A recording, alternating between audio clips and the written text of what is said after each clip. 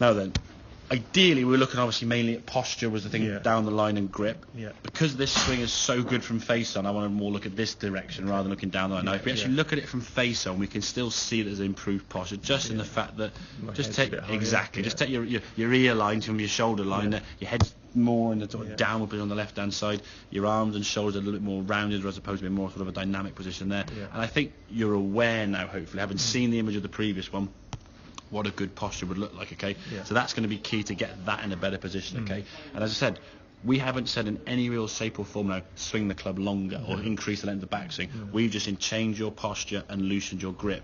And then the feeling we said about the drill, this is the one drill you're going to do, straight line, club back here, drag the club along that. So that's kind of your feeling, which you then do. So if you're on the golf course and you're playing and I know you hit your tee shot and maybe having a bit of a lull for 2 or 3 holes, the ball's not going where you want to go kind of thing.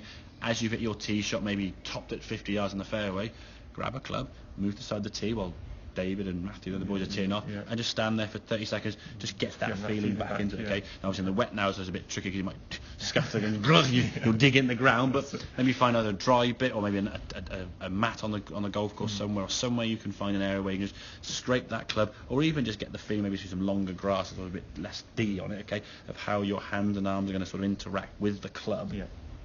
The hitting area, okay, so that'll be the sort of that and that was your main thought, okay, so better posture, looser grip, and more in the fingers. You'll look on the right hand side, your thumb now is a little bit shorter because you're gripping it more here rather than there. Your thumb doesn't get longer, but the angle you grip the club in terms of where it grips in the fingers or the palm, you get what we call a long thumb or a short thumb. That's a long thumb, that's a short thumb. My thumb's now level with the end of my little finger there on my index finger on the end there, whereas this one now is a little bit more stuck out, and that's going to restrict a little bit of range of motion there in your wrist. So okay, so once you've got the better posture, better grip position and pressure, which we said this first, we said then focus on that dragging. If we just look at the backswing now, this is your before backswing, should we say? Yeah? This is your now backswing. And I've not said to swing the club longer, you just have, okay? So you're able to go a little bit more. I knew something was able to be done, but it was just trying physically it was there to almost like get a. Now that if we actually think about that in terms of it's fun enough, even when the guys on the let the club do the work, you know, that's what I'm talking exactly about. But I mean and that's the thing with a lot of things that people say, like let the club do the work and all these things are all great advice if you kind of know how to do it, or physically you're in a position where you can do it. Like I say, it'd be like to someone with their shoes tied up together and say, right, go on, run faster, increase your leg stride, your stride's too narrow. Well, if my shoes are tied together, I can't go anywhere. So, and all these things, and what eventually happens is you then get that situation where we're trying too hard. You can't try too hard, but if you're trying to do something that you physically can't do, you're doing things then in that sort of mindset of you're doing too much, okay? So if we think about percentage-wise of how much that club's gone back there, it's probably gone back to above your head. So, I mean, that's probably gone back an extra 25% maybe. I mean, if that's sort of 25, 50, maybe a bit more than that kind of thing going back. So you're increasing your power now by a good chunk. So if your 8 iron, 9 iron was going sort of 120, 130, now you're going to be going 140, 150, as we saw when you did a good strike, okay? So longer backs, okay? Now, as we come in hitting area now, you can see kind of your head sort of staying quite stable there, and your body moving as you come to impact, moving back and away and up, and the weight kind of staying mostly fixated on this foot, okay? Your left foot actually sort of spins a bit out of the way, which is generally a sign there's not much weight on that left foot, because if the left foot can do this, you haven't got much pressure on it, okay? And hence the reason why it stays straight, and then you're leaning back here, and again, follow through wise quite short. Compare that to this one here now as you start coming down. Now, just watch your shadow over the golf ball. Moving. Now again, I've not said shift your weight, I've not said move your body left or try and transfer your weight. All we've got to focus on now is, okay, how am I going to drag that club to the hitting area, okay? As you come into impact here now, you can see your strike there, the golf ball, right foot now, the knee, or your right knee should I say, is starting to move in a bit more towards the golf ball, and then when you swing through to finish, look at that for a swing. That's the golf swing, isn't it? I mean, that's great. I mean, I love that. I mean, and the fact you've moved as much you have there through the golf ball, great strikers being that ball blurring off the club face at a fair or right, not something under a mile an hour. Your last couple of shots were okay. And the one that went 145 was 112 mile an hour ball speed, which is fantastic. Okay, getting up onto that left side, so all your weight now is down through that front side.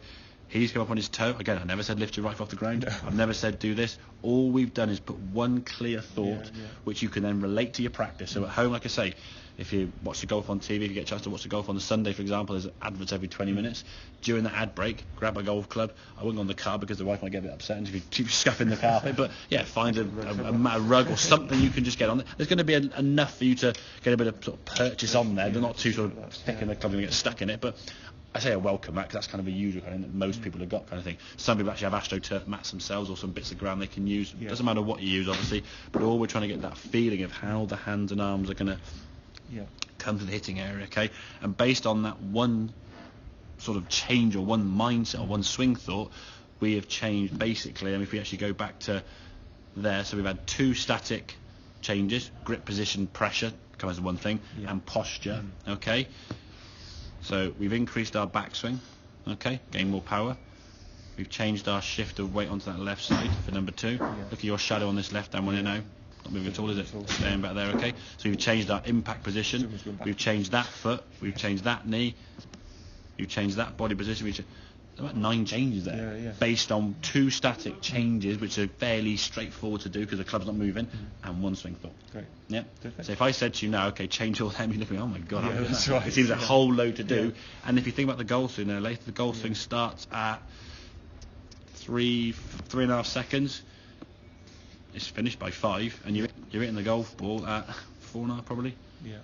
No, 4.5, 4.4. So in 1 second, what can you think of? Give me a chance, kind of thing. So so the more you can do that dragging drill, that'll just become the norm. That'll be something you just get used to doing, and things then will just start happening in a much more fluid way. Partly because now they can. Your better grip pressure and better posture is enabling your body to swing as it wants to. That can all make sense. Same with that. Perfect, Great stuff. Right. Okay. Good stuff. Right.